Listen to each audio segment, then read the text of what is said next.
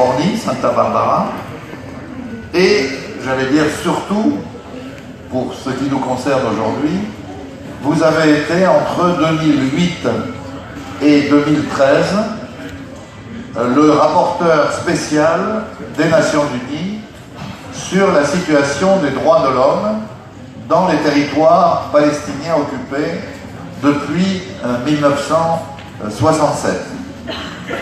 Et alors il s'est passé une chose étonnante pour quiconque ne connaît pas l'ONU d'aujourd'hui, c'est que vous avez tout à fait normalement, avec une collègue qui s'appelle Virginia Tilley, publié pour la Commission économique et sociale pour l'Asie occidentale, CESAO, des Nations Unies, un rapport sur le voici en français, la FPS l'a fait traduire, vous pouvez vous le procurer ici même, un rapport qui s'appelle « Les pratiques israéliennes à l'égard du peuple palestinien et la question de l'apartheid ».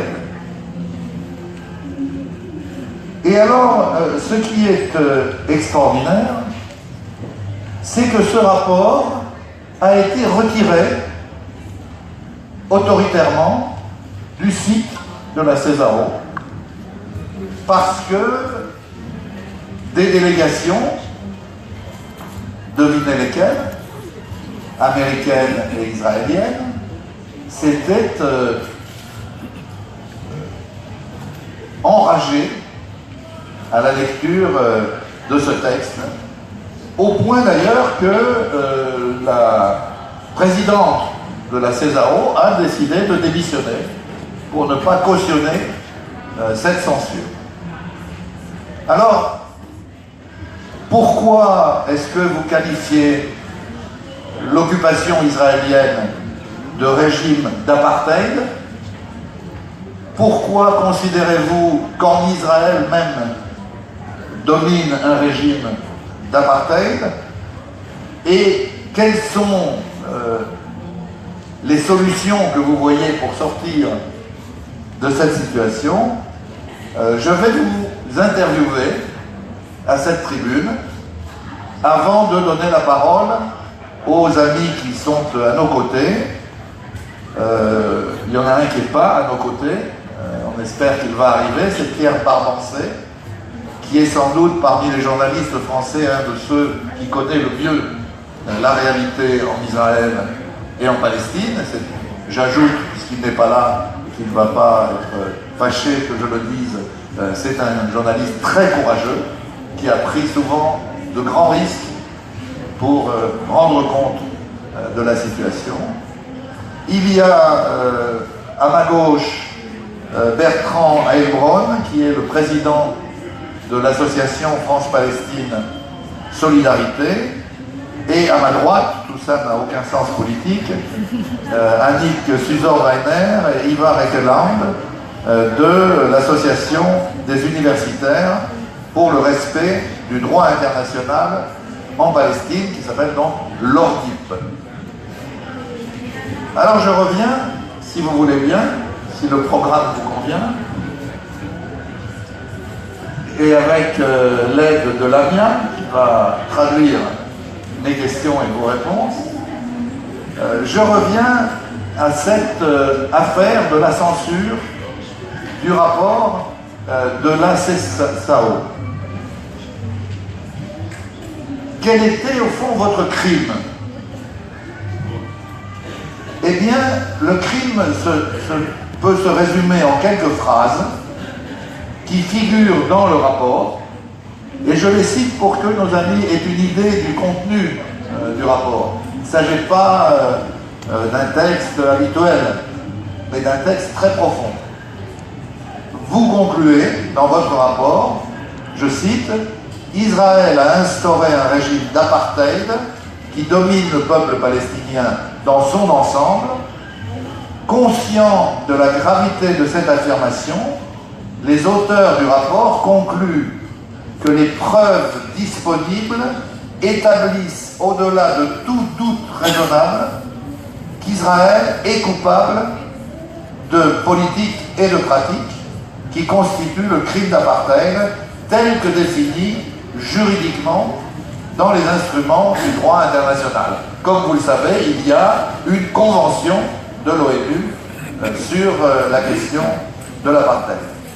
Et vous ajoutez quelque chose de très important pour le débat, je cite, « Bien que l'expression apartheid ait été originellement associée à l'exemple particulier de l'Afrique du Sud, elle désigne désormais un type de crime contre l'humanité dans le cadre du droit international coutumier et, vous ajoutez dans le rapport, du statut de Rome de la Cour pénale internationale. » Alors, cette citation étant faite, qui permet, je crois, à chacun de se faire une idée de votre démarche, je voudrais vous poser une première question.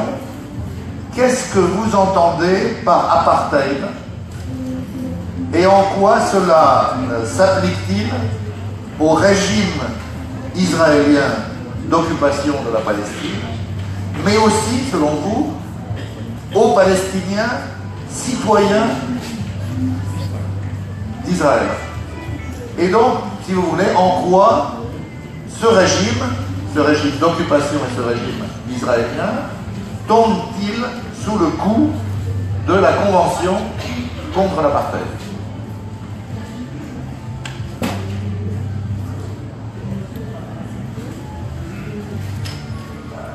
Thank you very much for your gracious introduction and for the opportunity to speak today here.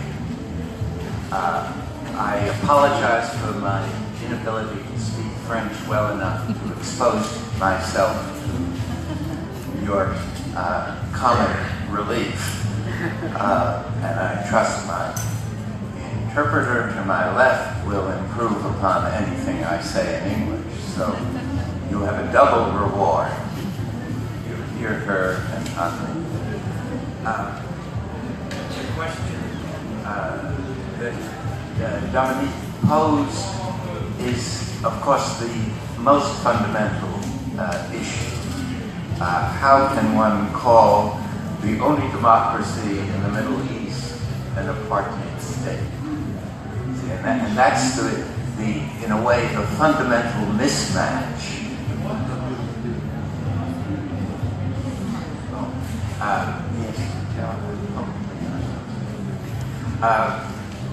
That is the fundamental mismatch, that Israel has devoted incredible resources and energy and talent to branding itself as a constitutional democracy that adheres to the rule of law, that grants citizenship to Palestinians within Israel. How can one say that this is an apartheid regime resting on the sort of racist premise that is embedded in this crime? And it should be understood that in the International Convention of 1973, apartheid was defined as an international crime, and as Dominique also said, it was carried over into the Rome Statute setting up the International Criminal Court, which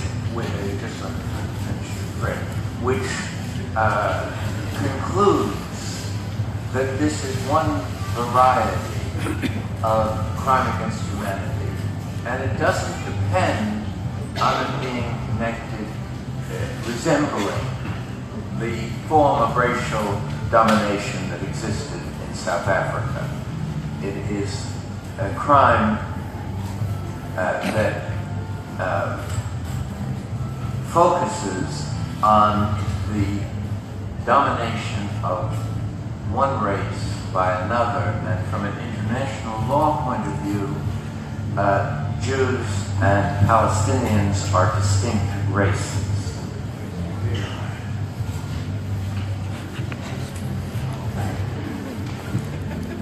Bonjour à tous, merci beaucoup. Tout d'abord, merci Dominique pour votre introduction et merci de m'avoir accordé l'opportunité de m'exprimer ici aujourd'hui. Je suis désolée, mon français est beaucoup trop rudimentaire pour que je l'expose à vos oreilles et je ne veux pas vous faire rire ici aujourd'hui. Et de toute façon, je compte sur mon interprète et j'espère qu'elle saura agrémenter mes propos. Donc c'est un double cadeau pour vous puisque vous l'écouterez elle et non moi. Pour ce qui est de la question de Dominique, eh bien, elle est au cœur, c'est le fondement même de la question de l'apartheid, c'est-à-dire comment peut-on dire que la seule démocratie au Moyen-Orient est un état d'apartheid? C'est une dissonance essentielle et Israël a consacré et employé beaucoup d'énergie, de talent et de ressources pour se vendre en tant qu'État démocratique qui répond aux critères d'un État de droit, qui accorde la citoyenneté aux Palestiniens qui vivent sur le sol israélien. Comment peut-on dire donc que c'est là un régime d'apartheid, en sachant évidemment que ce régime d'apartheid repose sur un principe racial qui est au cœur du crime que représente l'apartheid. Alors, l'apartheid a été défini dans la Convention de 1973 et érigé en tant que crime international. Ensuite, ça a été étendu également au statut de Rome. Et la conclusion du statut de Rome est que le crime d'apartheid et la définition, la qualification d'un crime d'apartheid ne repose pas sur une ressemblance aux caractéristiques de la domination raciale en Afrique du Sud. On n'a pas besoin que ce soit les mêmes caractéristiques pour définir un régime d'apartheid. C'est un crime donc qui se concentre sur l'essence suivante, à savoir la domination d'une catégorie raciale sur une autre au sein d'un État. Et je voudrais dire ici que d'un point de vue de droit international, le peuple palestinien et les juifs israéliens représentent deux catégories raciales, deux races différentes. Sounds better in French. Not for us who are English speakers.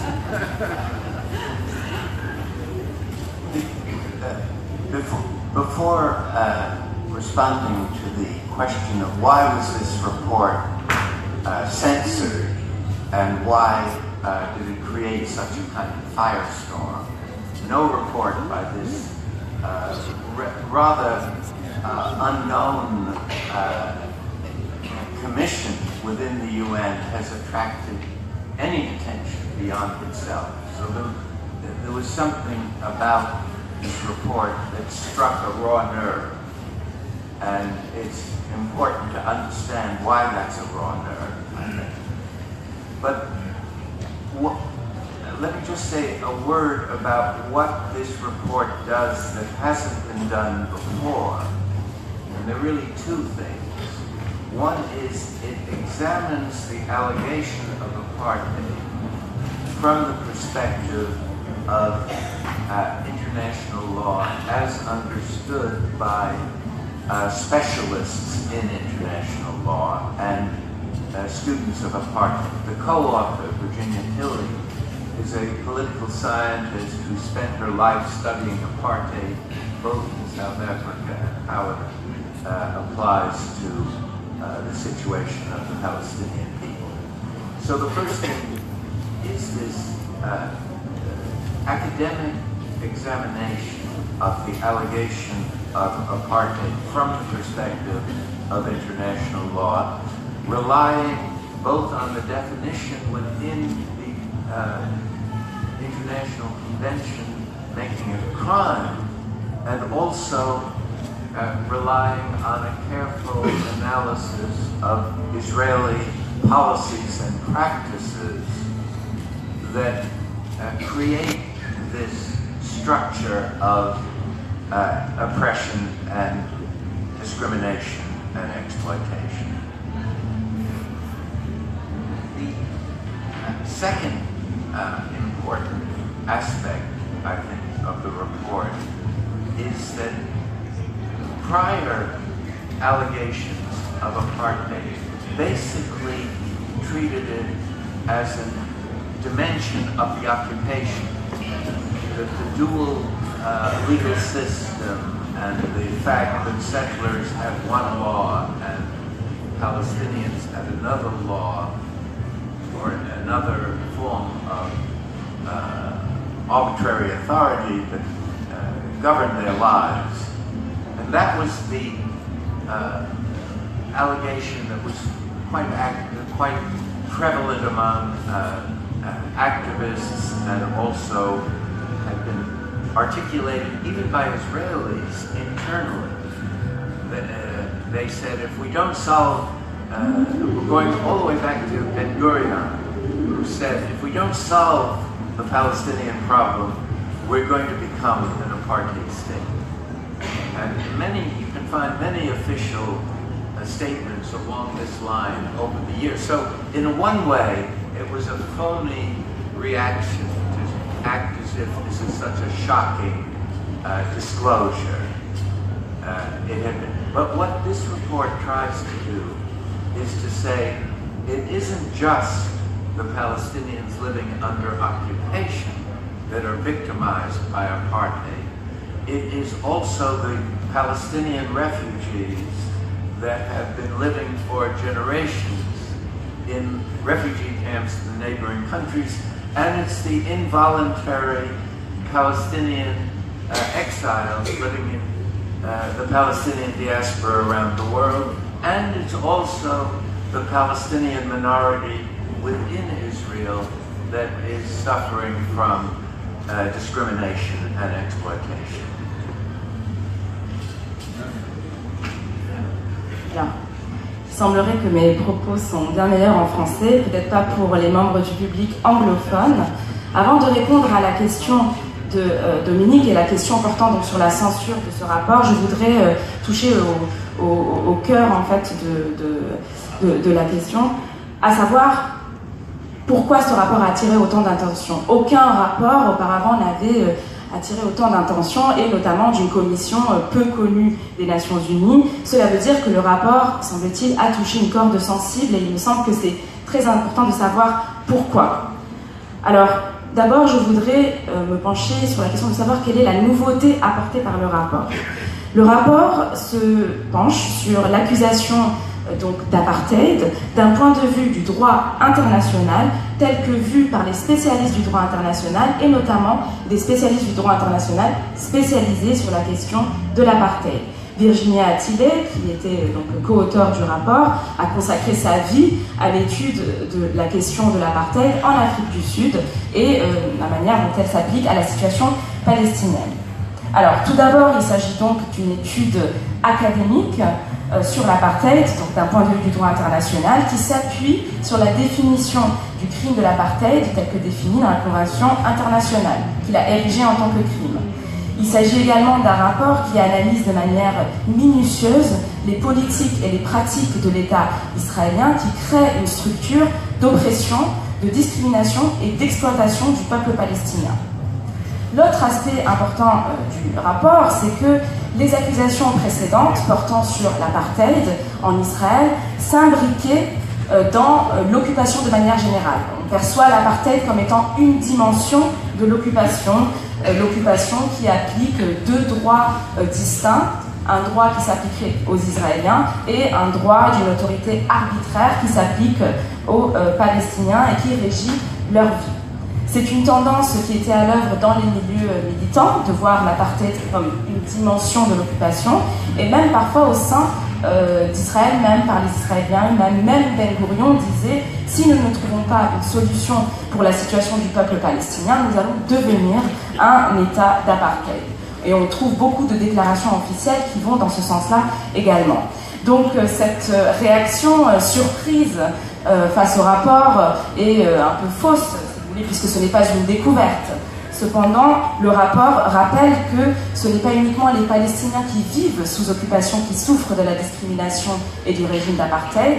Il s'agit également des Palestiniens qui sont réfugiés, qui vivent dans les camps de réfugiés dans les pays voisins, les Palestiniens qui sont partis de manière non volontaire et qui vivent en exil, la diaspora, mais aussi la minorité palestinienne qui vit en Israël et qui souffre tout autant de l'exploitation et de la discrimination. Je voudrais dire que pour nos amis, tout ce qui vient d'être dit par Richard peut être illustré par des centaines et des centaines d'exemples.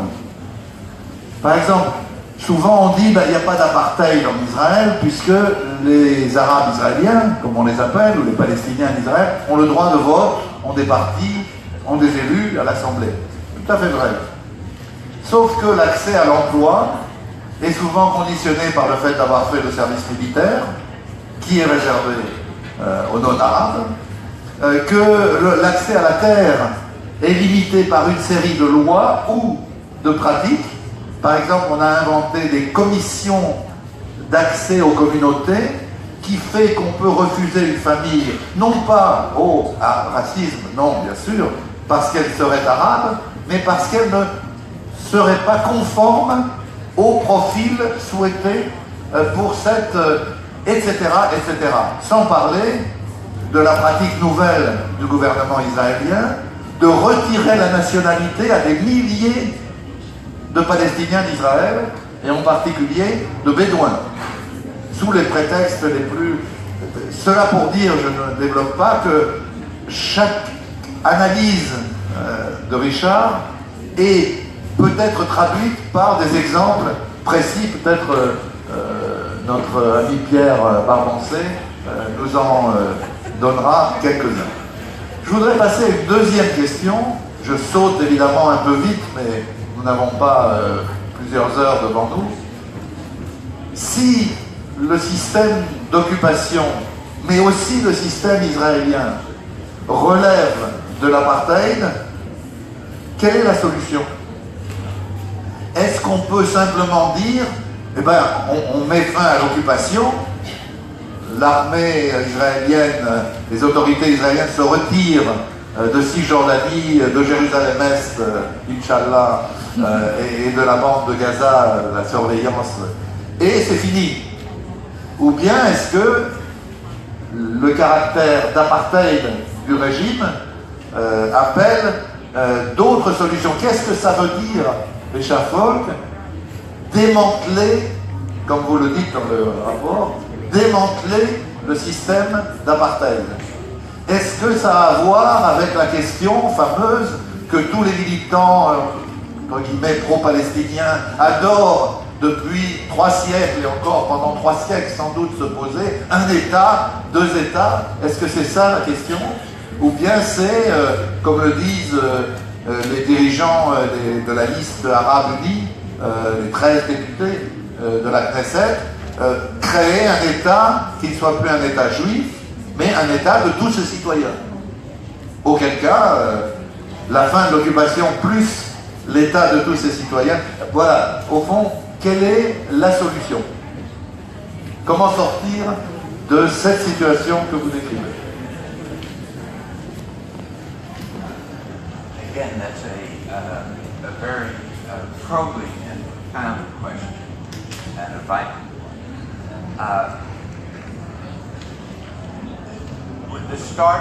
the starting point for responding is to clearly understand that ending the occupation doesn't end the conflict. It's not a territorial conflict in its essence. It's a conflict about how one people treats another people. And it's that clarification, I think, that underlies the importance psychologically and politically of emphasizing ending apartheid rather than ending occupation. Of course, ending occupation is one component of a solution, but it's only one component, because the victimization that was caused by the dispossession of the Palestinians going back to 1948, continuing especially in 1967, is one which is not territorial. The dispossession is in a way crueler and more oppressive than is the occupation itself. And for people, I've met people in refugee camps that have been there for 5 generations of being born spending your entire life and dying in a refugee camp is something you can't appreciate until you somehow encounter it. And so there is no other path to peace, a sustainable peace for these two peoples, except to end apartheid. And ending apartheid does mean ending the pretension that in the 21st century you can have a Jewish state as distinct from a state for all people living within its borders. And that's the essential claim. Now, how do you get there? How do you achieve this solution? Is essentially a question of political will. No one thought it was possible to dismantle apartheid in South Africa until it happened. And it happened because of the pressure that was mobilized around the world in the anti-apartheid campaign and led the Afrikaner elite to do what no one expected, and that is to recalculate their own interests and figure out that they would be better off with a constitutional democracy than by the costs associated with maintaining apartheid. They released Nelson Mandela. If Israel wants peace, it would release Marwan Barghouti and work for a genuine peace. It would be a signal to the world that they were ready to make peace. And until something like that happens, there will be no solution.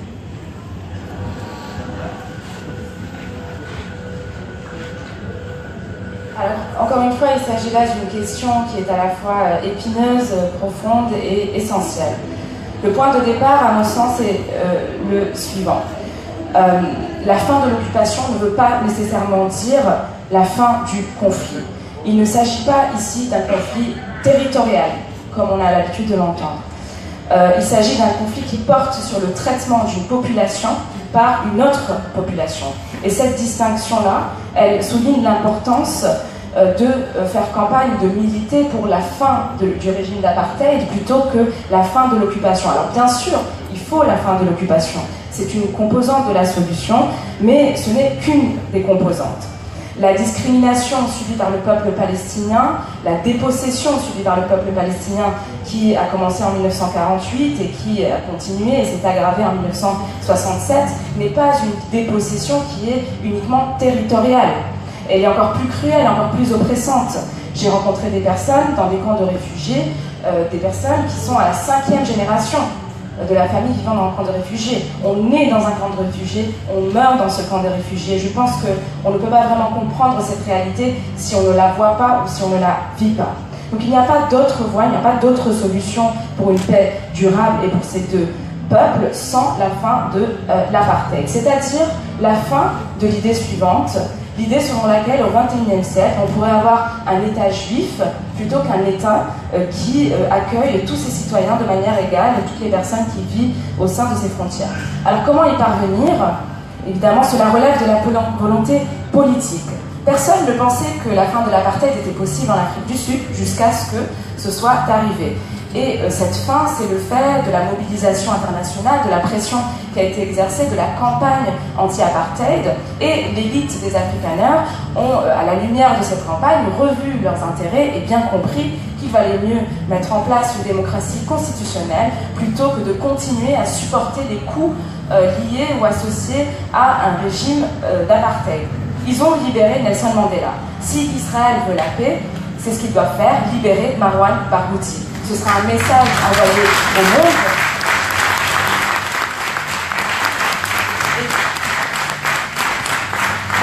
Et jusqu'à ce qu'un tel geste ne soit pas effectué, il n'y aura pas de paix, il n'y aura pas de solution à ce conflit. Richard, à moins que la Sainte Vierge illumine les dirigeants israéliens, ce qui a priori est quand même peu vraisemblable, on se doute que cette bonne volonté dont vous parlez, elle ne peut être que l'effet de rapports de force nouveaux à l'échelle régionale et internationale. Et au fond, je voudrais vous demander, c'est pas l'objet de votre rapport, hein, je le précise, quels sont les instruments pour vous de la création de ces nouveaux rapports de force? Et en particulier, qu'est-ce que vous pensez de la campagne boycott des investissements sanctions? Je ne parle pas seulement là de la campagne militante que mènent ici les uns ou les autres, je ne sais pas qui la mène, mais moi personnellement je la mène. Je pense aussi au BDS institutionnel, c'est-à-dire les grands fonds de pension qui commencent à désinvestir de la Cisjordanie ou d'Israël, les grandes entreprises, les grandes banques, c'est-à-dire ce qui fait le cœur même de l'économie israélienne. On a oublié en France l'extraordinaire victoire, je peux le redire, qu'a représenté le retrait d'Orange et le retrait de Veolia. C'était pas du tout écrit que les PDG d'Orange et de Veolia se retireraient du tramway de Jérusalem et de leur partenariat téléphonique. Il a fallu des rapports de force qui ont pesé. Et voilà. Alors est-ce que, selon vous, la campagne BDS est un instrument de la création de ces rapports de force? J'ajoute un dernier point qui m'est très cher personnellement. J'ai l'impression qu'un des immenses avantages de la campagne BDS, c'est qu'elle est valable dans tous les cas de figure. Qu'on soit pour un État, qu'on soit pour 2 États, qu'on soit pour 50 États, de toute façon, ça passe par la création de rapports de force dont BDS peut être un moment très important.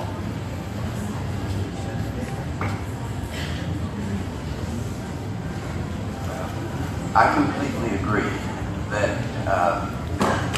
what is at stake here is changing the power relations.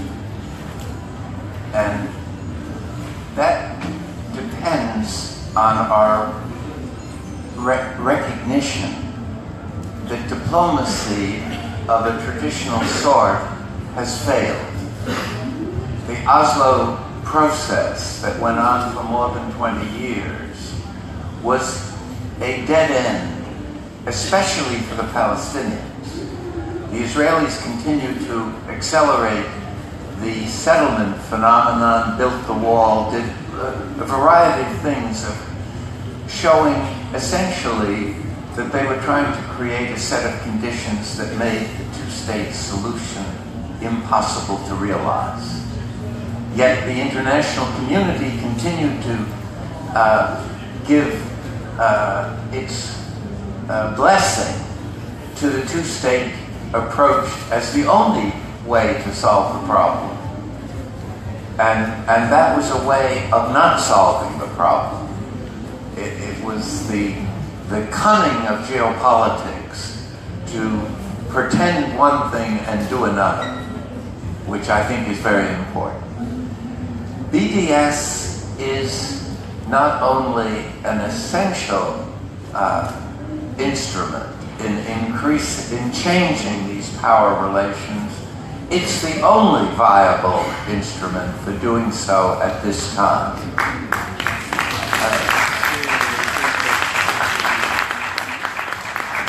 And anyone who feels a sense of responsibility to liberate the Palestinian people from the ordeal that they are daily suffering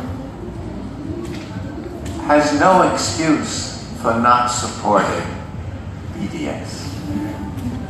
Because it's obvious the UN is too weak, diplomacy has failed, it's up to civil society. It has the opportunity and it has the responsibility.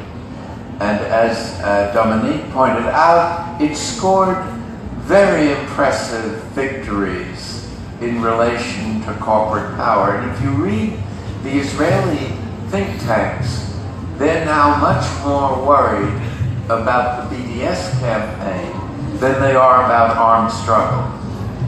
They recognize, they won't admit it, of course, they try to dismiss it as irrelevant, internationally, but in their own internal dialogue, what they call the delegitimation project is something that they are already worrying about, and they'll never acknowledge its significance until they're ready to make a change. So we should not give up because there's not immediate progress. It is a struggle in the context of uncertainty as to what the outcome will be. But because there's uncertainty, we should fight for what we believe in.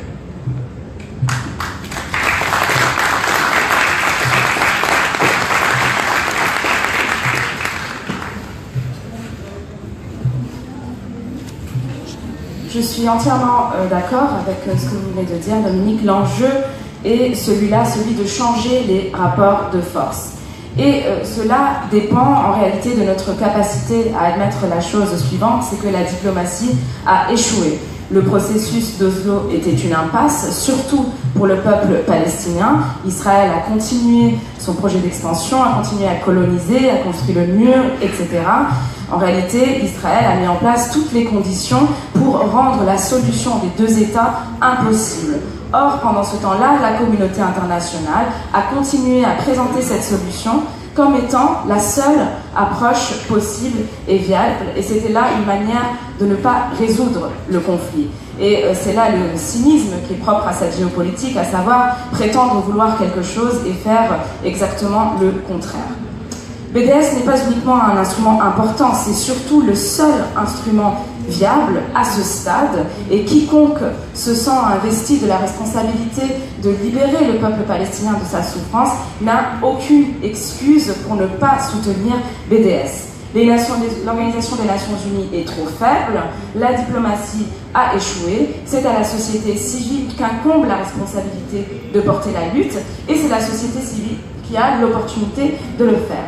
D'ailleurs, comme Dominique l'a souligné à juste titre, il y a eu des victoires très impressionnantes, et si on se penche sur les travaux de think tank israéliens, on s'aperçoit qu'en réalité, le mouvement BDS les inquiète plus que la lutte armée à ce stade. Alors eux vont tout faire pour nous faire croire qu'ils n'y portent aucune importance, mais en réalité, en interne, ils sont très inquiets de ce qu'ils appellent le projet de délégitimisation de l'État israélien, et ils ne reconnaîtront pas l'importance de BDS jusqu'à ce qu'il soit prêt. Ce qui veut dire qu'il faut que nous continuions notre lutte, nous continuons à lutter certes dans l'incertitude, mais parce que nous luttons dans l'incertitude, nous devons lutter pour cette cause dans laquelle on croit. Il faut peut-être...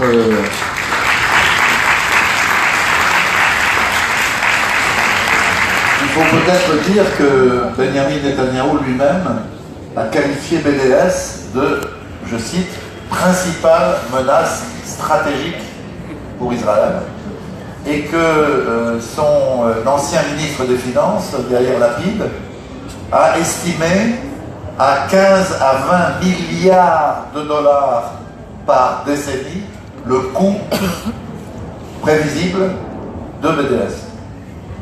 Alors, Richard, vous êtes tellement passionnant qu'on aurait envie de continuer, en tout cas moi, à vous interviewer pendant très longtemps, mais nous avons d'autres amis qui voudraient intervenir. Je voudrais juste vous poser une toute petite question pour terminer. On a un point commun, vous et moi, enfin moi très modestement et vous moins modestement, c'est que souvent, ou parfois, un certain nombre d'ultrasionistes nous présentent comme des antisémites. Et, comme c'est un peu difficile de traiter un juif d'antisémite, ils ajoutent que nous sommes, je cite, des juifs qui se haïssent eux-mêmes. Charles de Youd. Voilà. J'aimerais savoir, par curiosité, comment vous recevez ces insultes et comment vous y réagissez, si vous y réagissez. Well, I'm happy to learn of this bond of solidarity that we had. My first answer always it's kind of question which is frequently put to me, especially while I was the UN Special Rapporteur, is to say, I have many faults, but this isn't one of them.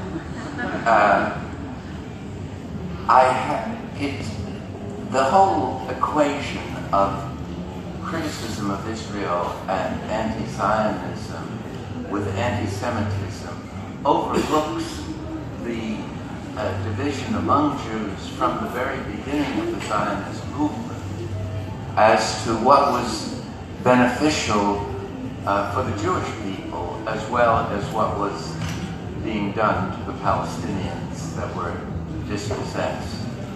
So, and in the American context, where the evangelical right combines extreme anti-Semitism. They want Jews out of America and out of anywhere because they believe that Jesus will return when all the Jews are in Israel. So they're fanatically pro-Israeli until the Last Judgment, of course. And they're at the same time extreme anti-Semites. And if you've seen any of their own films, you can see that combination.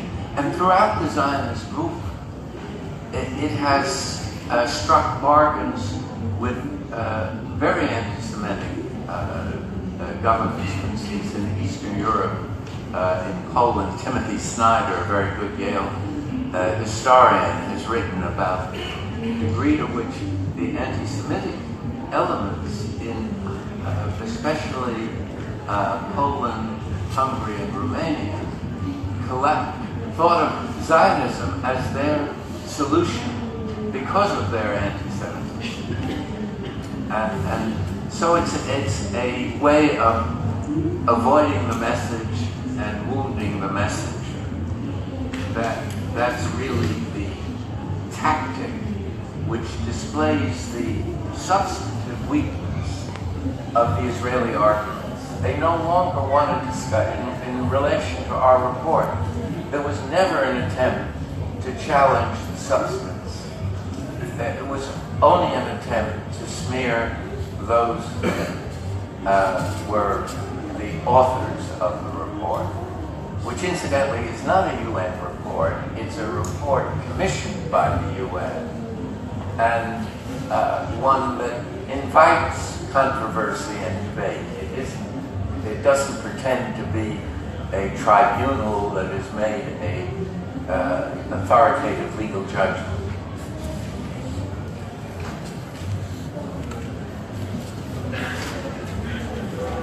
Alors je suis très heureux d'apprendre que nous partageons cela, vous et moi.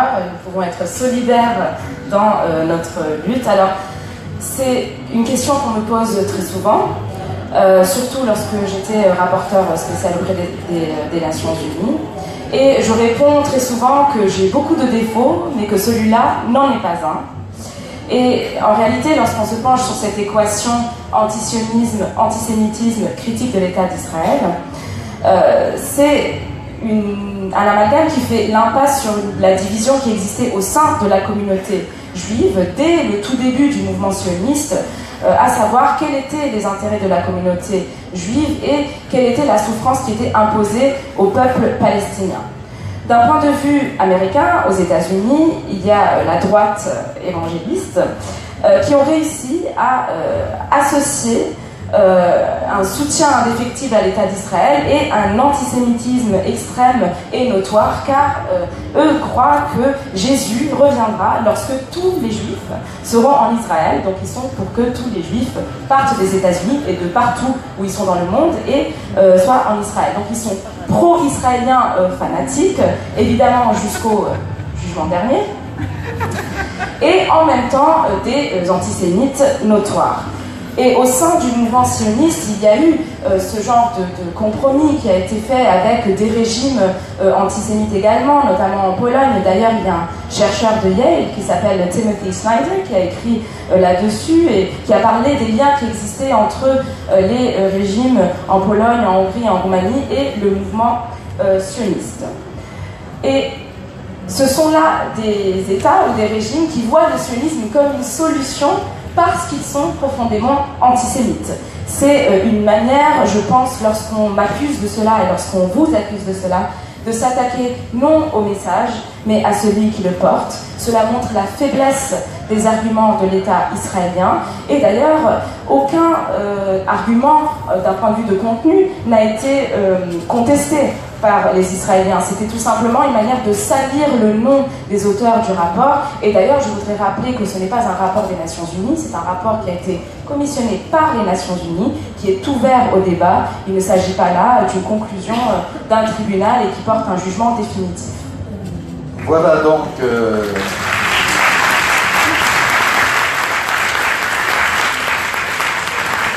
terminé, Richard Falk, la partie sympathique de notre assemblée de ce matin. Commence la partie qui peut-être sera encore sympathique, mais peut-être moins, puisque nous allons demander à nos amis ici présents de dire ce qu'ils pensent de votre rapport et de l'utilité qu'il peut avoir dans leur propre combat, dans leur propre activité. Alors je ne sais pas qui veut commencer, je n'ai pas d'ordre. Bertrand, vas-y, Bertrand.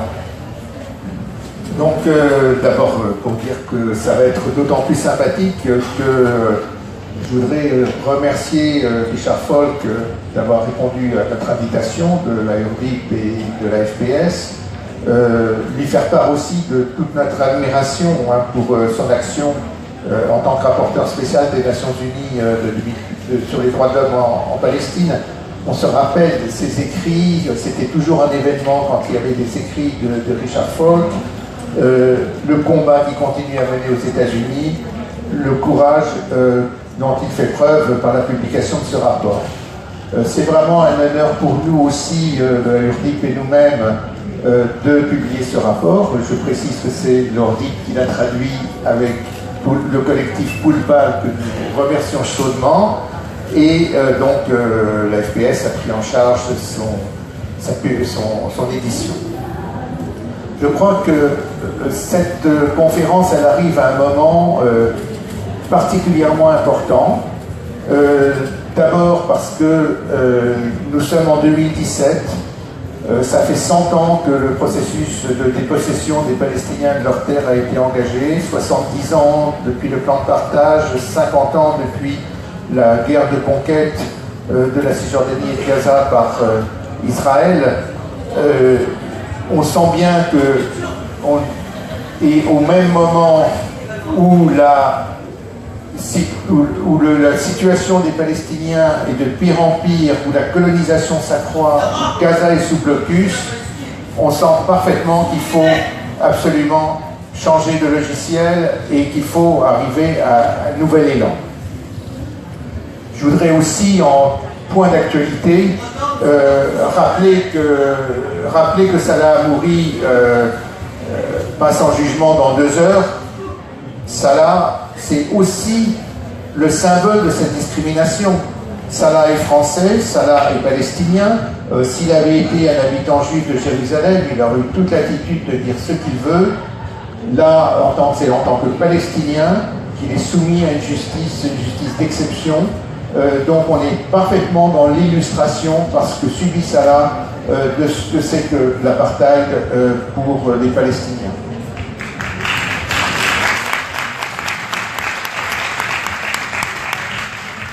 Alors, maintenant pour la réaction au rapport donc, de Richard Falk, j'aurais 3 ou 4 points à partager.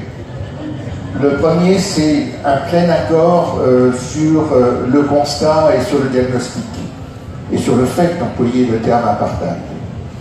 Le deuxième, c'est aussi un plein accord sur cet objectif final, qui est un objectif d'égalité entre tous les citoyens sur cet ensemble Israël-Palestine. Le troisième point, c'est plus une interrogation, c'est-à-dire, une fois qu'on a dit ça, quel est le chemin pour y parvenir? Quels sont les rapports de force que l'on peut établir pour y arriver? Et enfin, la part de l'action citoyenne, la part de ce qu'on exige vis-à-vis des États.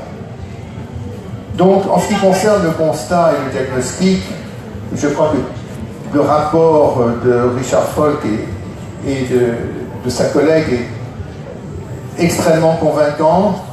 Je pense qu'on ne peut que faire le constat de l'inégalité de statut des personnes qui vivent en Israël, qu'ils soient juifs ou non juifs, en Cisjordanie, à Jérusalem, suivant qui sont israéliens ou résidents palestiniens, à Gaza, sous blocus et dans les camps de réfugiés.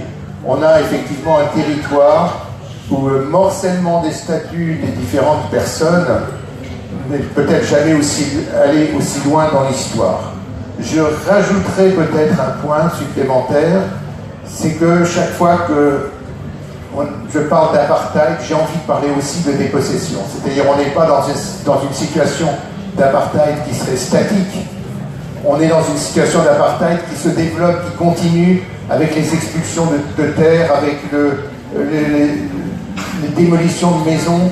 Donc il y a un processus de dépossession continu et donc c'est pour ça que souvent à l'association France-Palestine Solidarité, on dit pire que l'apartheid.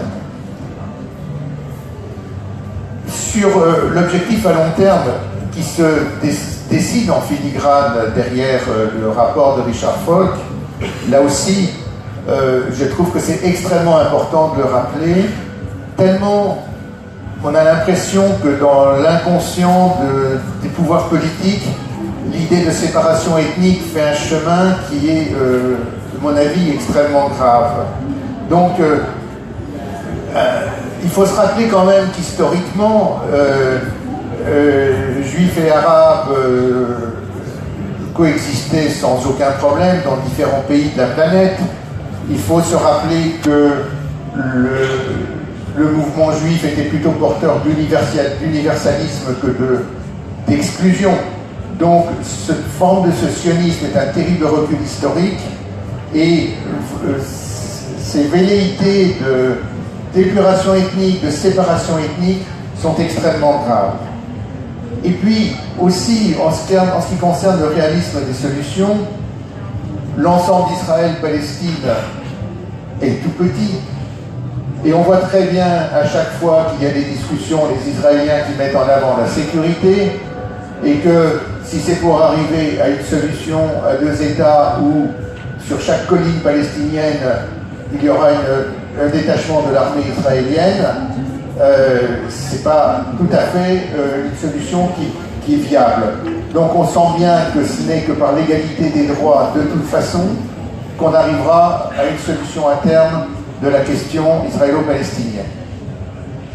Ajoutons aussi que dans la population palestinienne, de ce qu'on peut en comprendre par les écrits des Palestiniens, il y a la revendication nationale et la revendication d'un État qui est présente depuis des dizaines d'années, mais il y a aussi, à travers les expressions Internet, à travers les expressions de la jeunesse, une revendication à l'égalité qui est extrêmement forte, avec des questions très fortes. Mais pourquoi moi? Parce que je suis palestinien, je suis en train de discuter avec un copain américain ou anglais ou français à l'autre bout, à quelques milliers de kilomètres, et puis je n'ai pas le droit à la liberté, je n'ai pas le droit au mouvement parce que je suis palestinien. Donc la question du droit fondamental à l'égalité, elle est extrêmement forte. Alors, une fois qu'on a dit ça, une fois qu'on s'est dit le diagnostic et puis le long terme, il y a la question des moyens, des voies pour y parvenir et des rapports de force à établir. Et c'est là que se pose la question un peu de la stratégie pour le peuple palestinien.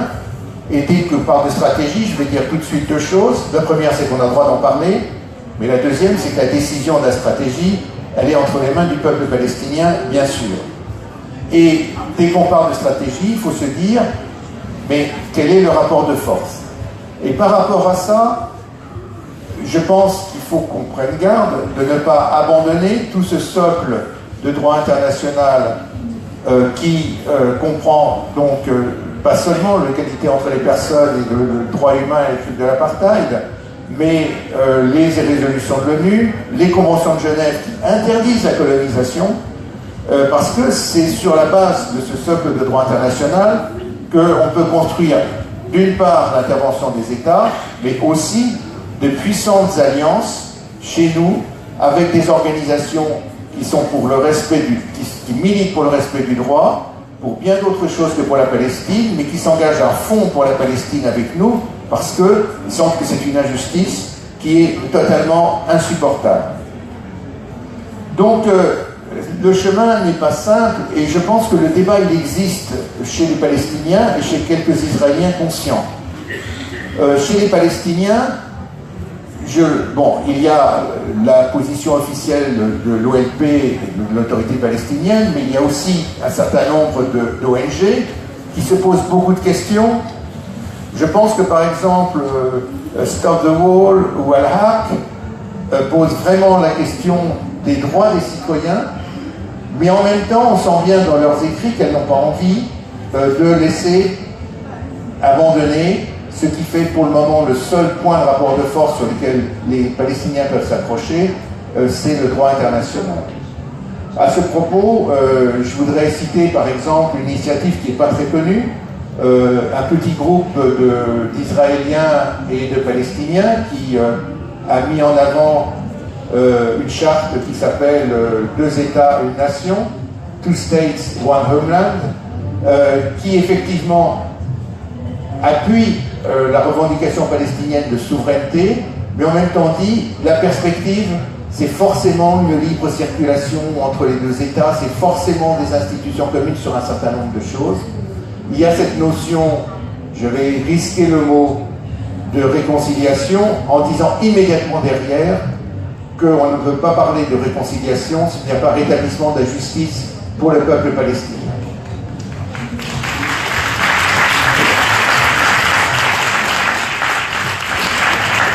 Alors ensuite, simplement, ce que je voudrais rajouter, c'est dans nos exigences vis-à-vis des États, de nos États, au niveau de la France, mais aussi au niveau de l'Europe, et aussi au niveau du monde entier, c'est effectivement qu'il y ait à la fois le respect du droit tel que c'est dit partout, mais on est effectivement dans une sorte de leitmotiv qui n'aboutit pas, et puis une perspective. Il y a peut-être nécessité de changer de logiciel, et c'est là que je remercie énormément Richard Falk pour son rapport, c'est qu'il nous dit ce qu'on fait, il faut aussi le mettre en perspective d'un long terme où ce qui est visé, c'est l'égalité entre tous les citoyens, et arrêtons de nous arrêter au sempiternel sécurité de l'État d'Israël. Où est la sécurité des Palestiniens? La sécurité des deux peuples, c'est de respecter les droits et d'aller vers l'égalité. C'est ça le discours aussi qu'il faut tenir. Par rapport à ça, il faut que les États sortent de leur impuissance, de leur vocabulaire déplorer, condamner, mais aillent vers véritablement des sanctions, c'est le S du BDS, et il faut qu'on articule l'action citoyenne pour laquelle nous sommes tous là, et sur laquelle Richard a énormément insisté, et nous insistons aussi, c'est l'action citoyenne, boycott des investissements, sanctions, mais nous n'allons pas non plus laisser les États en dehors de leurs obligations. C'est eux qui ont créé, c'est les grandes puissances qui depuis 1917 ont créé cette dynamique de dépossession des Palestiniens. Il y a leur responsabilité, et nous, citoyens, on ne leur laissera pas une minute tranquille. Voilà un petit peu comment on articule les choses.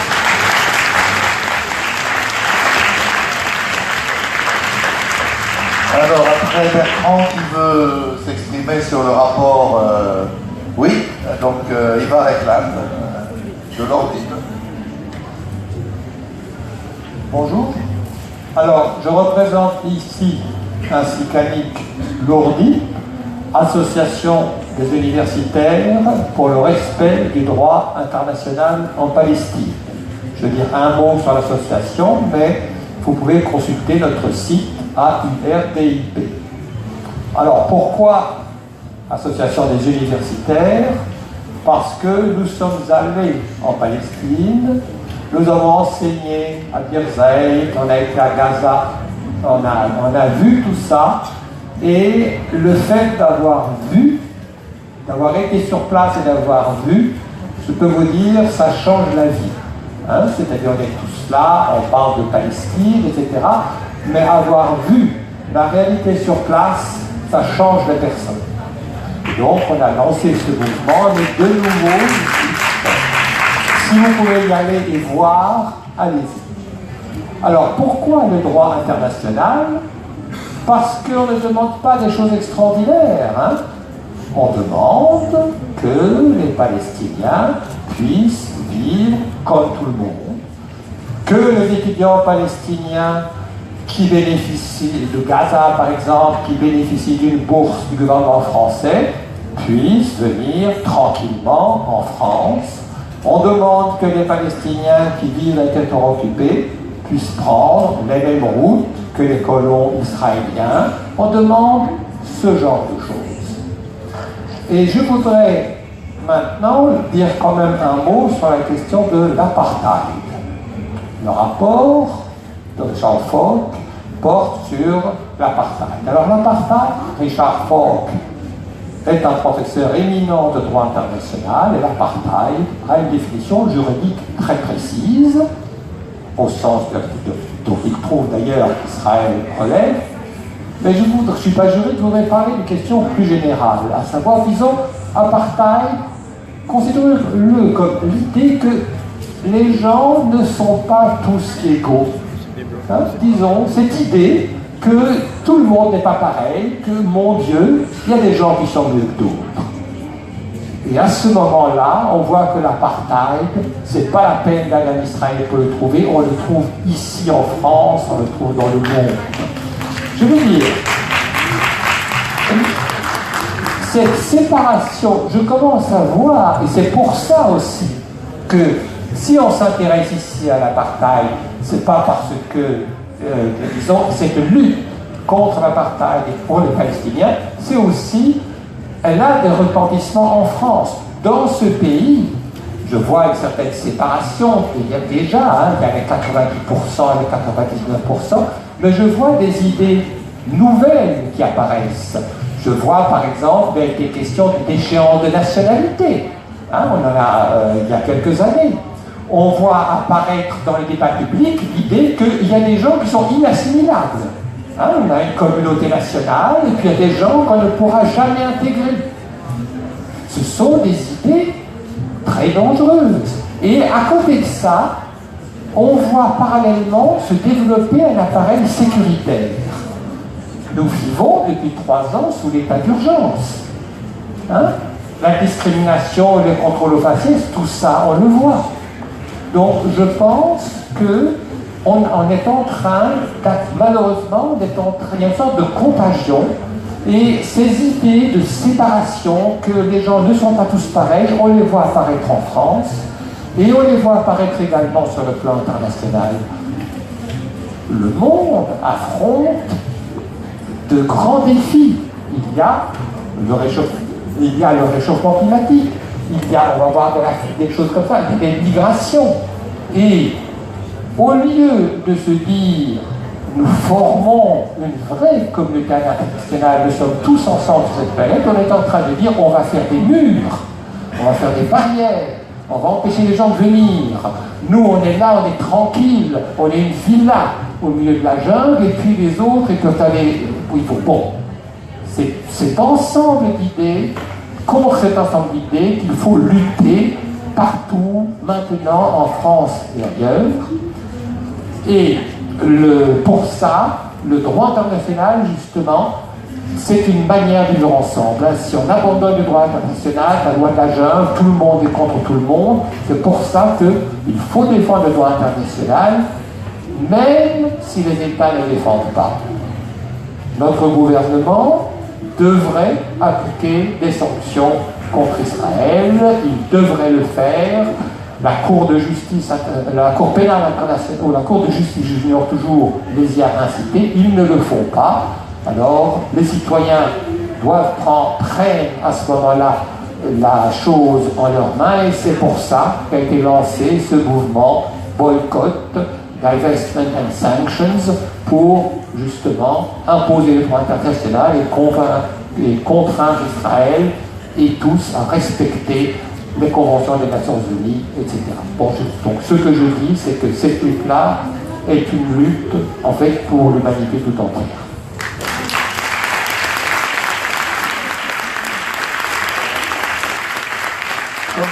Comme je vous l'avais annoncé, Patrick Le Garrigue, le directeur de l'Humanité et député européen, ne pouvait pas être là plus tôt, parce que le directeur de la FEC a fort à faire. Je résume un tout petit peu les choses. On a eu une longue interview que j'ai faite de Richard Falk sur l'idée que le problème n'est pas seulement de mettre fin à l'occupation, mais de mettre fin à la structure d'apartheid qui est celle du régime d'occupation et aussi celle d'Israël, et que le combat politique, le combat diplomatique devait prendre en compte ces dimensions-là. D'une certaine manière, on est dans une autre étape, une autre phase. Et donc on a un commentaire par les uns et par les autres de cette idée. Alors je ne sais pas si tu veux intervenir maintenant ou attendre un peu. Attendre encore. J'interviens très brièvement puisque c'est juste un complément. Voilà, d'Idar, par l'expérience que nous pouvons avoir de travail avec les universités palestiniennes et du sens de BDS pour des universités. C'est un point grave.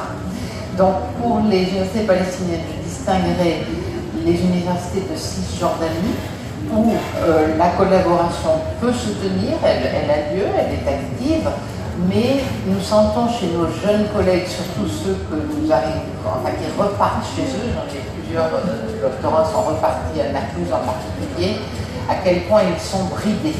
Voilà, c'est des difficultés psychologiques et matérielles, mais psychologiques très fortes, c'est-à-dire qu'ils ne savent pas, par exemple, on veut leur envoyer un télescope, ils disent oh ben non, pas un télescope, c'est pas possible. Vous voyez, à tout moment, et toute création d'entreprise, tout, c'est l'arbitraire. Hein, ils sont soumis à l'arbitraire, on ne peut pas dire qu'ils sont totalement réprimés, mais tout peut arriver à tout moment, y compris à Naples, à Biarritz, dans les grandes universités, où l'armée, enfin, j'ai été frappée aussi par des collègues dont les fils sont arrêtés parce que, bon, ben, comme des gosses de 17 ans, ils manifestent, et là, le gosse est pris ensuite et emprisonné avec un risque que ça dure très longtemps. Vous voyez.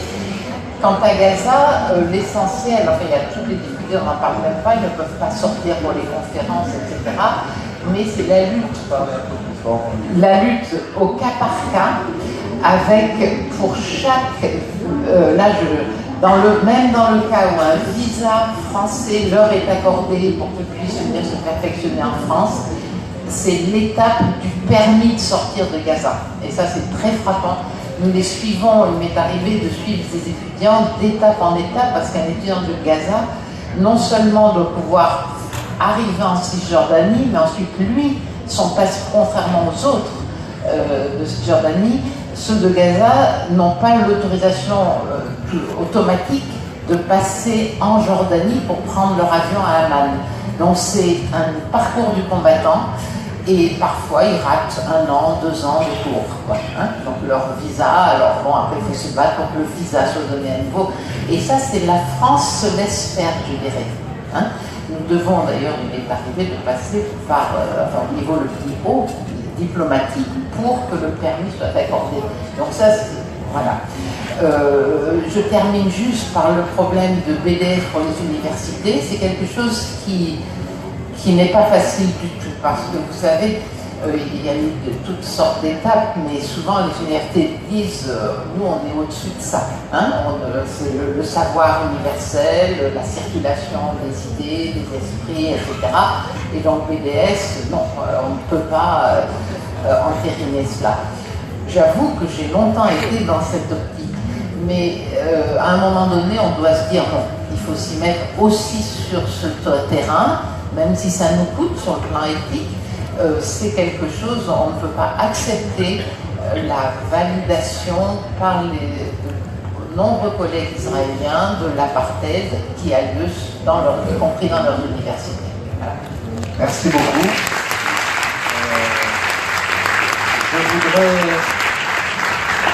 Je voudrais passer la parole à Pierre Barbancé. D'abord parce que c'est presque maintenant un de nos aînés dans cette région.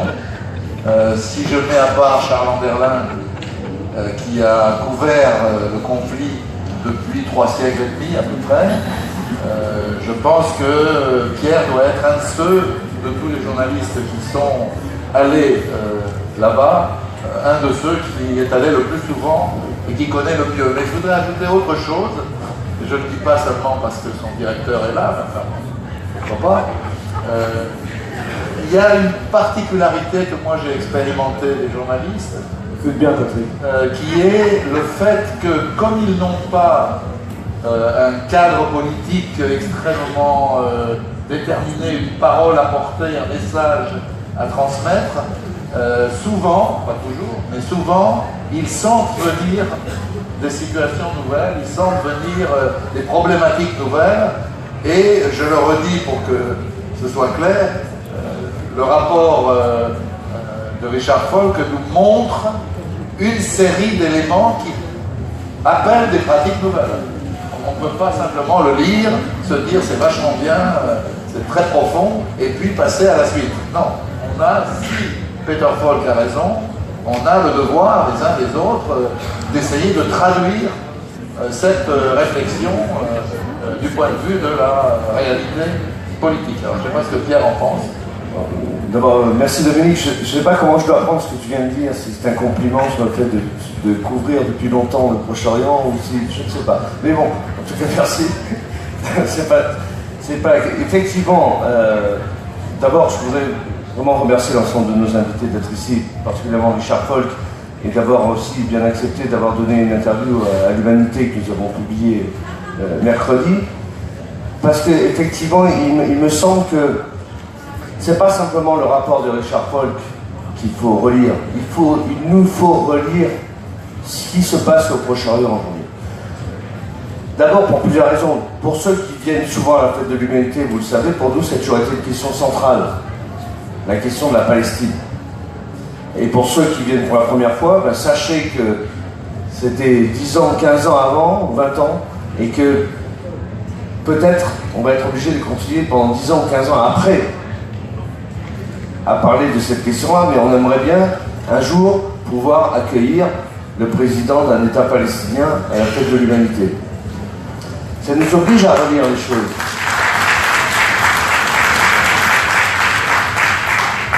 Parce que vous voyez, depuis ce qu'on a appelé les printemps arabes, depuis 2011, un certain nombre de forces qui refusaient de considérer la situation, la question de la Palestine comme étant au centre de la problématique proche et moyenne-orientale, ont utilisé ce qui se passe réellement dans les sociétés arabes aujourd'hui pour écarter et pour mettre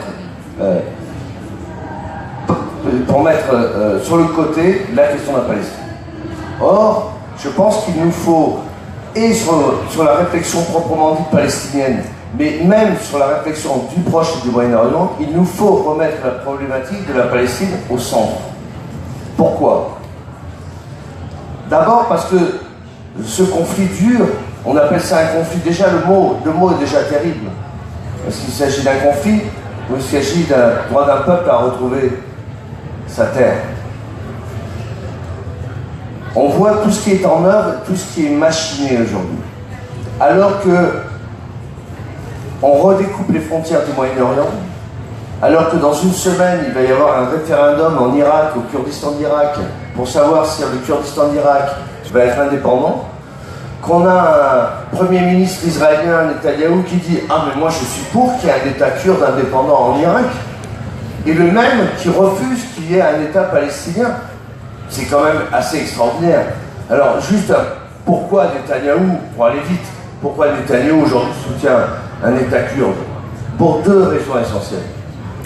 La première, c'est que cet État kurde-là, irakien, il n'est pas pour un État kurde en Syrie, il n'est pas pour un État kurde en Turquie, il n'est pas pour un État kurde en Iran. Il est pour un État kurde en Irak, un endroit où une des principales composantes kurdes est très proche du président turc Erdogan. C'est pour lui la possibilité d'avoir un État qui serait un État entre la Syrie et l'Iran, les deux grands ennemis politiques de Netanyahou, pas d'Israël en réalité, mais de Netanyahou. Et la deuxième, c'est qu'en commençant à fracturer le Moyen-Orient sur des bases essentiellement ethniques et confessionnelles.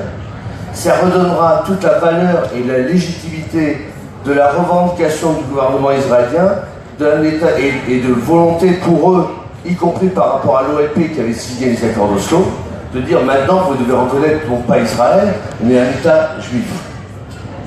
Donc on va beaucoup plus loin qu'auparavant sur la problématique proche et moyen-orientale. Déjà, simplement, ces faits-là doivent nous inviter à relire les choses, et la relecture devrait nous amener, je pense, peut-être à, si ce n'est à changer notre fusil d'épaule, en tout cas peut-être à agir d'une autre manière. Est-ce que, je ne vais pas refaire, d'abord on a dit beaucoup de choses, il y avait chaque fois qui a parlé de beaucoup de choses. Est-ce que notre bataille va consister maintenant et simplement à redire à notre gouvernement, agissez plus, faites quelque chose, Israël ne respecte pas le droit international. On le sait, ça fait des années et des années qu'Israël ne respecte pas le droit international. Vous allez me dire, Israël n'est pas le seul État à ne pas respecter le droit international, la France en premier ne respecte pas le droit international, donc on est complètement d'accord, et les États-Unis aussi. Sauf qu'aujourd'hui, ils ont une autre stratégie qui est en train de se mettre en place. Avec Trump, et avec Netanyahou, et avec une grande partie des pays arabes, notamment les pays du Golfe, l'Arabie Saoudite en tête, mais aussi avec l'Égypte. Donc ne nous trompons pas, et ceux qui nous accuseraient de batailler pour les Palestiniens, ce serait une bataille contre les Juifs, non, c'est une bataille politique qui n'a rien à voir avec la religion. La meilleure preuve est le rapprochement entre Israël, qui se veut le territoire et la patrie de l'ensemble des Juifs du monde, et l'Arabie Saoudite, qui se veut le gardien du temple musulman en accueillant sur son sol les questions religieuses. Or, il s'agit de politique et de géopolitique. Aujourd'hui, au détriment du peuple palestinien, est en train de se mettre en place une coalition Israël, pays du Golfe, Turquie, pour redessiner ce Moyen-Orient, non pas sur la question religieuse, c'est pour la galerie, sur leurs intérêts propres économiques, dont l'ennemi aujourd'hui est l'Iran, mais non pas parce que l'Iran est chiite et que l'Arabie Saoudite serait sunnite. Ça, c'est de l'habillage. Ce n'est que de l'habillage. La réalité, c'est sur les questions régionales, de prééminence régionale, de savoir qui va faire quoi. Et dans cette nouvelle stratégie qui se met en place, dans cette reconfiguration qui va prendre y compris des aspects militaires entre les pays du Golfe et Israël, tout ça va se faire au détriment du peuple palestinien, puisque en gros se dessine, ce serait une nouvelle normalisation entre les pays arabes, notamment du Golfe, avec Israël, et après peut-être on verra comment on règle la question des Palestiniens. Si on a ça en tête et si on accepte le regard que je porte, ce qu'on n'est pas obligé de faire, en tout cas moi je le mets sur la table dans la discussion, parce que les solutions, on les connaît, on n'a pas besoin de les inventer, on n'a pas besoin de discuter 1000 ans. Elles sont là, c'est le droit international, on en a parlé, tout est déjà sur la table. Un État palestinien dans les frontières de 1967 avec Jérusalem-Est comme capitale. Mais on voit bien qu'aujourd'hui, ça ne marche pas, parce que quoi qu'on fasse, Israël, non seulement réticent, mais continue la colonisation, continue l'occupation, ce qui, jour après jour, obère totalement la possibilité de la création véritable d'un véritable État palestinien avec une continuité territoriale. Israël se repositionne à chaque fois comme étant un élément majeur de la stratégie occidentale au Moyen-Orient, et si elle ne fait pas partie de la solution trouvée par les Occidentaux, elle se rappelle à leurs bons souvenirs. Je rappelle par exemple qu'en 1991, pour la première guerre du Golfe, Israël n'a pas fait partie de la coalition montée par les Américains, à l'intérieur de laquelle se trouvait la Syrie d'Hafez al-Assad à l'époque, la Jordanie, mais que 2 ans après la guerre de 1991 en Irak, Israël a réussi à se retrouver comme étant au centre de la sécurité du Moyen-Orient. Donc, Est-ce qu'aujourd'hui on va continuer à pousser un mur?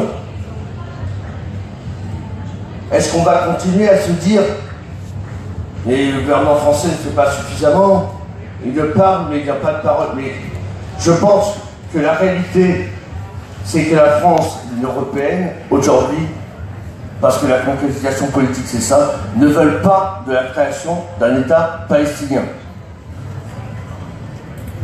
Si on considère ça, comment est-ce qu'on doit agir aujourd'hui? Avec le respect de la lutte du peuple palestinien, avec la division qui est entretenue avec le peuple palestinien. Quand on voit comment notre ami, l'avocat franco-palestinien Salah Hamouri est remis en prison, qu'on entend le silence, oui je dis on entend le silence d'Emmanuel Macron, et on dit oui la France ne fait rien, mais la France ne va rien faire. La diplomatie secrète, oui ça peut exister. Mais aujourd'hui, par rapport à Israël, c'est pas la diplomatie secrète dont on a besoin. Et est-ce qu'on va continuer à dire, mais bon, vous êtes pour 2 États, alors qu'est-ce qu'on fait, comment on fait? On oublie, et le rapport de Richard Falk, à travers les lignes, il ne faut pas simplement lire la violation du droit international. Il faut dire le viol de Palestiniennes, de Palestiniens, d'enfants, le viol de l'avenir. C'est de ça dont on parle. Et ce viol de l'avenir ne peut pas attendre plus que quelques secondes. Ça fait 70 ans qu'ils attendent. Est-ce que nous, on va continuer à dire, oui, non, mais, ok, on va pousser, nous, pour 2 États? De quelle manière nous allons aider les franges, parce que nous sommes à la tête de l'humanité, de quelle manière nous allons aider les franges les plus progressistes du combat des Palestiniens? Au jour d'aujourd'hui, si un État palestinien devait venir le jour, je peux vous le dire comme je le pense. Et Dominique l'a rappelé, ça fait 20 ans que je couvre cette région. J'ai vu la dégradation, pas simplement de la situation géopolitique, j'ai vu la dégradation de la société palestinienne, la dégradation dans les familles, d'enfants qui n'ont plus d'avenir, ou de gens qui se tournent vers la religion. Se battre pour un État démocratique et laïque en Palestine, oui. Est-ce qu'aujourd'hui c'est possible? Non. Ayons le courage de dire les choses. Affrontons les batailles qui nous sont opposées à chaque fois. N'ayons pas peur d'être traités d'antisémites alors que nous ne le sommes pas. Abordons toutes les questions. Créons les endroits et les espaces de débat.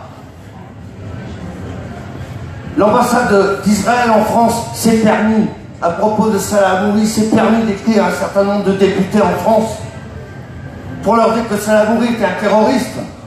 Mais qui est cet État qui se permet ça? Sans que la France ne réagisse, sans que nous ne réagissions. Mais qui sommes-nous? C'est pas simplement par les tripes, c'est les tripes et c'est de la politique qu'il faut qu'on fasse. N'ayons pas peur. N'ayons pas peur. Si à la fête de l'humanité, tous les ans, nous organisons ce débat sur la Palestine, c'est parce que, invariablement, on va remettre sur le métier cette question-là. Mais un jour, on voudrait bien ne plus pouvoir l'aborder. Et n'ayons pas peur, ni de mener la campagne du BDS, ni d'être traîné en justice par le gouvernement français parce qu'on fait le BDS, ni d'être traité d'antisémite et de faire ça. N'ayons pas peur, y compris de défier les grands médias qui ne parlent jamais de ces questions-là. Et allons-y tous ensemble.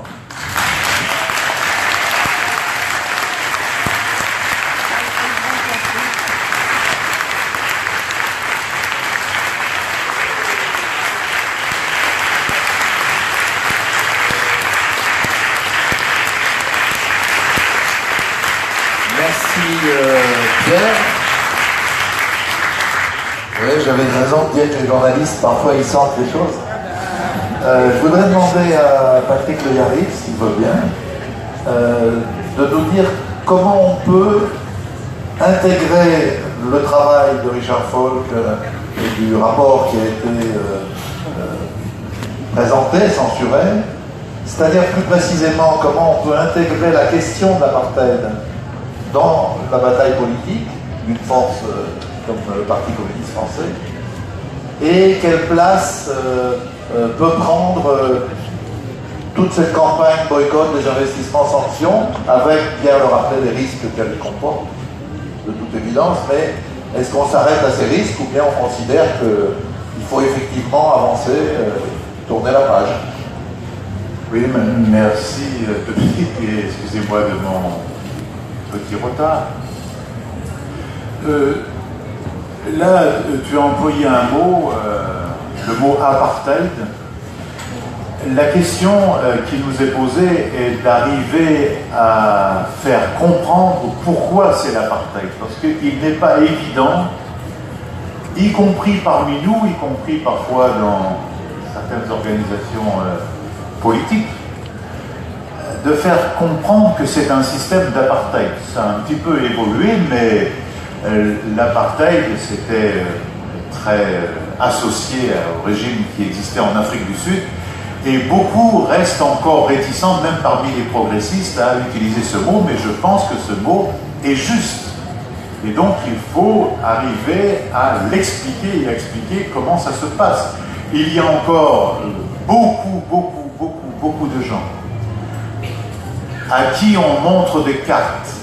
On montre comment des familles sont séparées, qu'une exploitation agricole, elle est coupée avec le mur, avec le système des checkpoints, qui découvre la réalité. Donc, malgré tous les efforts qui sont faits, il y a encore des explications. Maintenant, sur les formes d'action et sur les conséquences, moi je crois qu'au point où nous en sommes, il faut y aller franco de port et assumer les conséquences que cela peut induire, car dans des batailles de ce niveau-là, dont il faut dire que c'est une bataille d'intérêt général pour les Palestiniens, pour les Israéliens, pour l'ensemble du monde arabe, car il ne suffit pas d'aller chasser des terroristes et de balancer des bombes pour croire qu'on va résoudre le problème.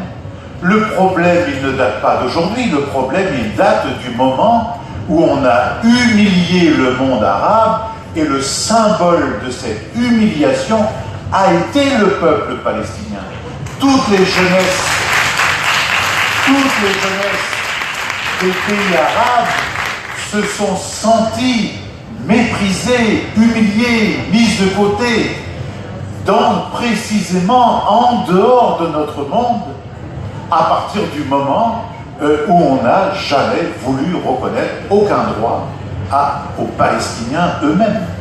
Et donc, le niveau de ce combat-là, il est au niveau de l'intérêt général, et moi je partage ce qui a été dit là. Nous n'avons pas besoin de posture ni d'en rajouter. Il nous suffit de lire les résolutions de l'Organisation des Nations Unies. C'est ça notre programme politique. C'est-à-dire que nous n'avons pas inventé, c'est ce qu'on appelle, je n'aime pas du tout moi ce mot-là, mais la communauté internationale réunie dans cette instance qui a fait un certain nombre de résolutions et qui a donné les chemins. Après que les Palestiniens eux-mêmes aient fait beaucoup de concessions. S'il fallait refaire l'histoire, on s'apercevrait que les Palestiniens ont fait beaucoup de concessions. Mais non content des concessions qui ont été faites, on laisse aujourd'hui continuer à détruire les maisons, à s'accaparer les terres, à allonger le mur, à emprisonner celles et ceux qui réclament la justice et la liberté. Donc ce que je dis est un peu difficile et peut-être un peu dur, mais moi je crois que peut-être que si on relançait, la campagne existe, mais si on la relançait en grand dans l'unité sur le thème du boycott, malgré les rotomontages des ministrions qui se rendent à Tel Aviv pour faire des petites courbettes à tous ces gens, malgré les invitations de ce type d'extrême droite qu'on fait venir ici commémorer la rafle du Veldiv, malgré les gens qui tapent sur ses genoux en écoutant de la musique, en s'esclaffant aux portes même des colonies, eh bien moi je crois qu'au point où nous en sommes, il faut faire bouger la situation, et pour faire bouger la situation, oui, il nous faudra encore des manifestations de rue, il nous faut des pétitions, mais il faut une action concrète, et peut-être plus on engorgera les tribunaux, et moins on encourra de risques.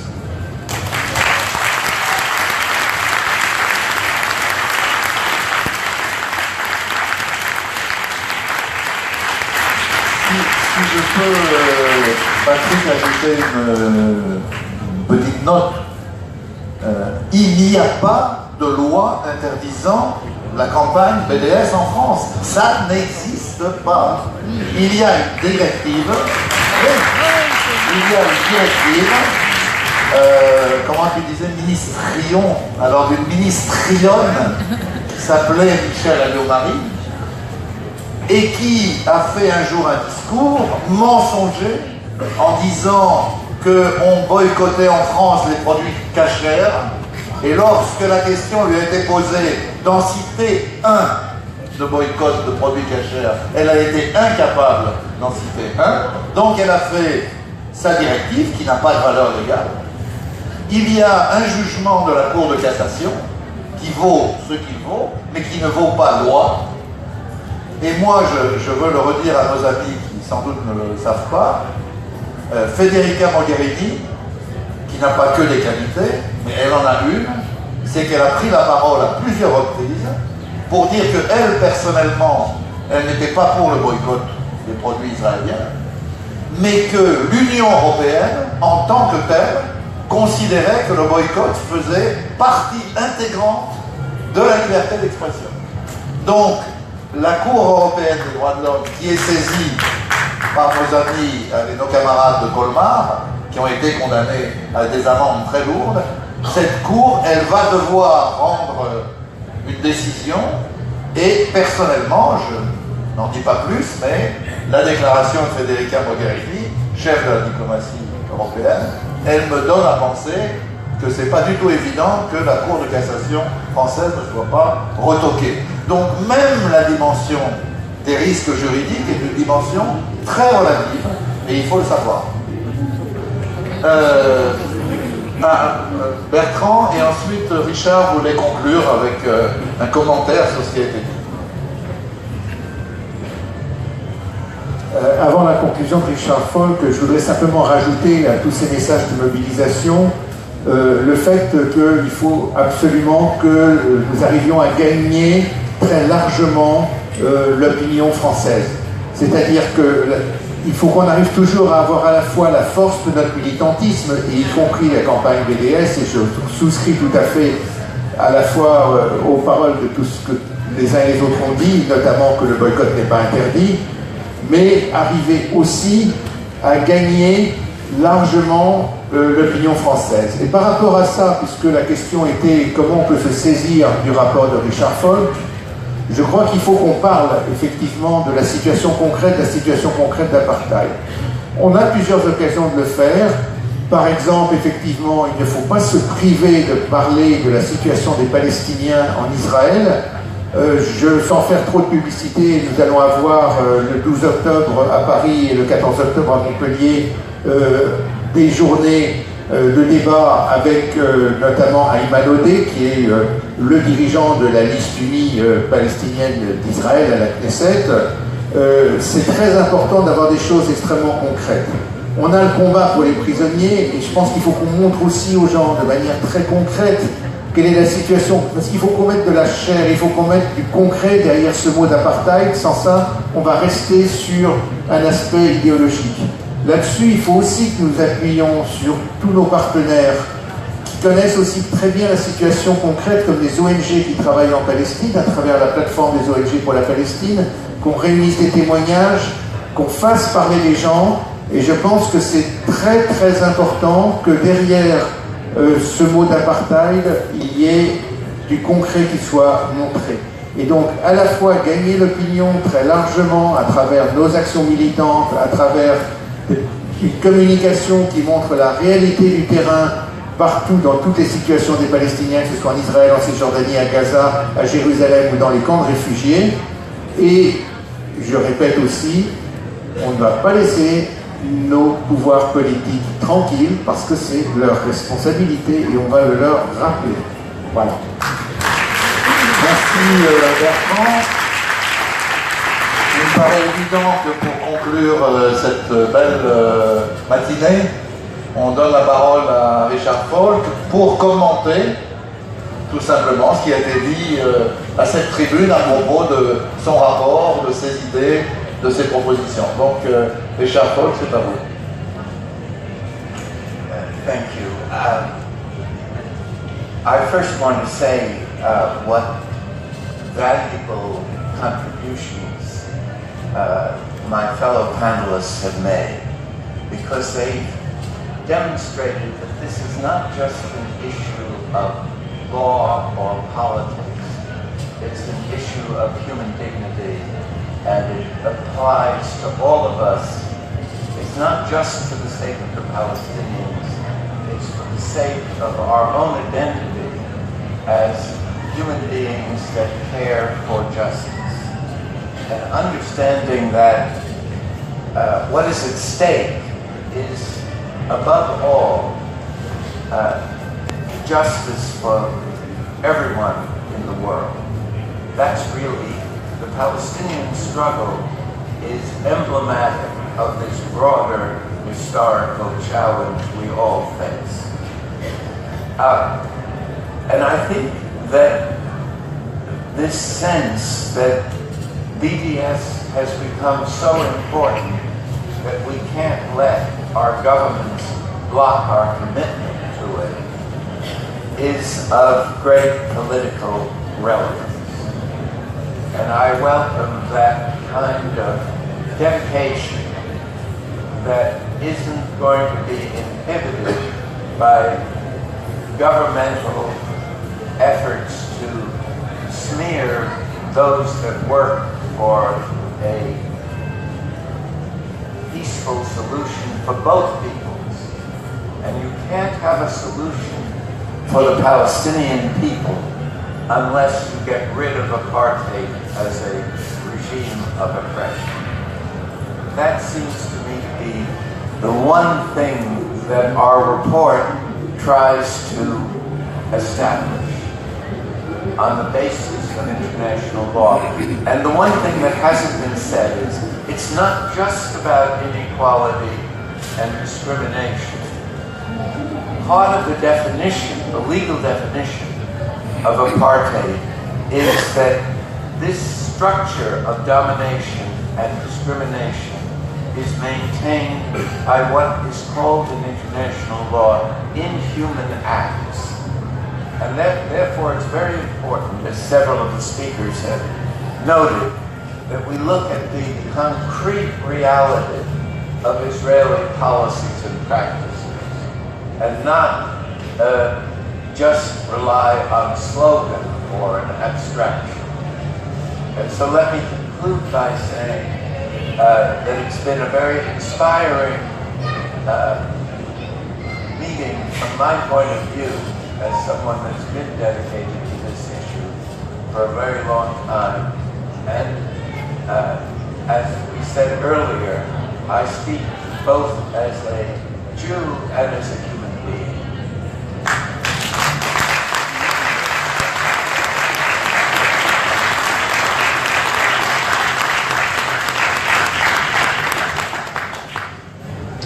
Merci beaucoup. Je voudrais tout d'abord saluer les contributions de mes co-panélistes qui sont d'une valeur inestimable, car on montre là, on voit là qu'il ne s'agit pas uniquement d'une question de droit ou de politique, il s'agit de dignité humaine. Et la dignité humaine, elle nous concerne tous, elle est pour tous et pas uniquement pour le peuple palestinien. Il s'agit de notre identité qui est en jeu, notre identité en tant qu'être humain attaché à la notion de justice. Et ce qui est en jeu ici, c'est la justice pour tous. Et la lutte palestinienne est emblématique de ce défi qui nous appartient à tous en tant qu'être humain. Vous avez dit que la lutte, notamment avec BDS, était si importante que nous ne pouvions pas laisser nos gouvernements nous bloquer, et je pense que cela est très pertinent, et d'ailleurs je salue cet engagement qui ne laissera pas intimider par les réactions des autorités qui cherchent à salir le nom des personnes qui œuvrent pour une solution juste et durable. Et il n'y a pas de solution si on ne met pas fin à l'apartheid. Et d'ailleurs, c'est l'argument qui est à la base de notre rapport. Il faut savoir également que apartheid, ce n'est pas uniquement les inégalités ou la discrimination. Dans la définition légale de l'apartheid, c'est une structure qui est maintenue par ce qu'on appelle des actes inhumains. C'est une notion en droit international. Et comme certains de mes copanélistes l'ont souligné, c'est pourquoi il est très important de se pencher également sur les réalités concrètes, les pratiques, les politiques qui sont mises en œuvre, et pas uniquement la lutte contre l'apartheid comme slogan ou comme une notion abstraite. En conclusion, je voudrais dire que cette réunion a été une véritable source d'inspiration pour moi qui travaille sur cette question depuis très longtemps, et je voudrais également dire que je me suis exprimée ici en tant que juif, mais également en tant qu'être humain.